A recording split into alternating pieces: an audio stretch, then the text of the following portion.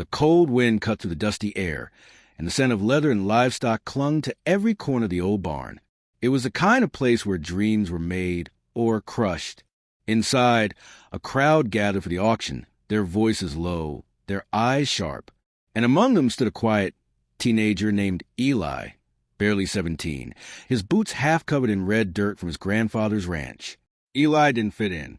He was soft, kind, different, everything the rough crowd around him looked down on. His dark hair was messy, his flannel shirt worn, and his eyes always darted like he expected someone to laugh at him any second, because they usually did. Up front, the auctioneer raised his hand. Next up, he called, a Mustang, skinny, but there's potential if you got the guts. A horse was led into the ring, a dark bay with ribs sticking out beneath its thin coat. Its legs were weak, its eyes wide with fear. The crowd snickered. Not worth the feed, someone muttered. But Eli saw something no one else did. He felt a pull in his chest. That horse, it looked just like him. Forgotten, overlooked, fighting to survive. Without thinking, Eli raised his hand. Silence. The auctioneer blinked. Well, I'll be damned, he said. Looks like we got a live one. Laughter rippled through the crowd. 500, Eli said, voice steady despite the heat rising in his face. 500? You're kidding me, someone shouted. But Eli didn't back down. Sold. The auctioneer finally called. That night, Eli walked the trembling horse home, naming him Rusty. His grandfather, Harold, watched from the porch, arms crossed. You bought that thing? He asked, shaking his head. He can't even stand on his own.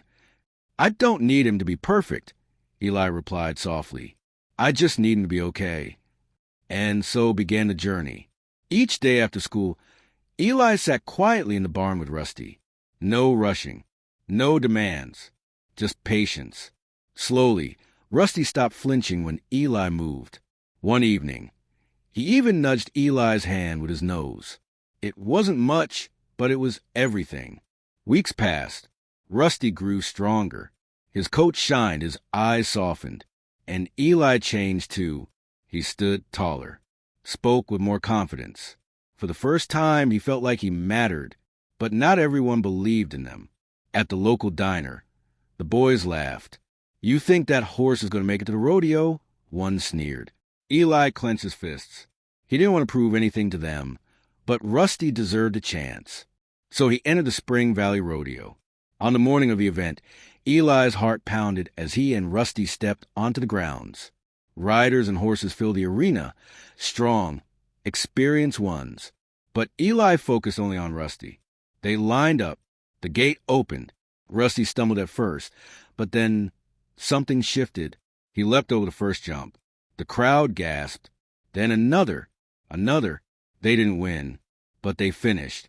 And as Eli pulled Rusty to a stop, the crowd erupted into applause. He had done what no one thought possible.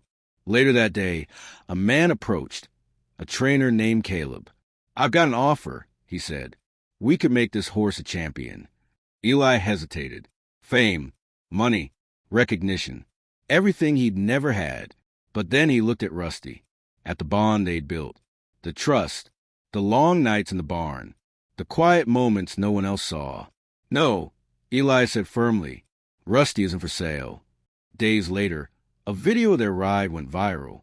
People reached out from across the country. Messages poured in, people sharing their own struggles, saying Eli and Rusty gave them hope. His story became bigger than he ever imagined. Then came Mark, a former rodeo champion turned coach.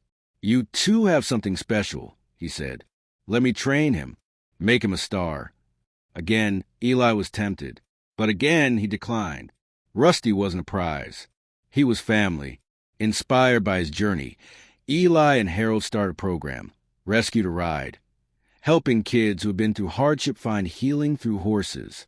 One girl, Leah, arrived angry and closed off.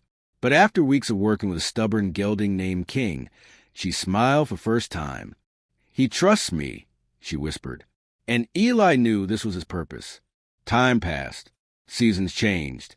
And one golden evening, Eli stood beside Rusty, looking out over the fields. You ready for this, boy? He whispered. Rusty nickered softly.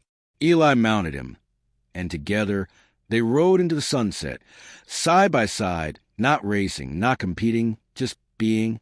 Because sometimes the one no one believes in is the one who changes everything. Moral lesson: belief in yourself and others can turn broken things into beautiful ones. If you enjoyed this story, hit subscribe and leave a comment below.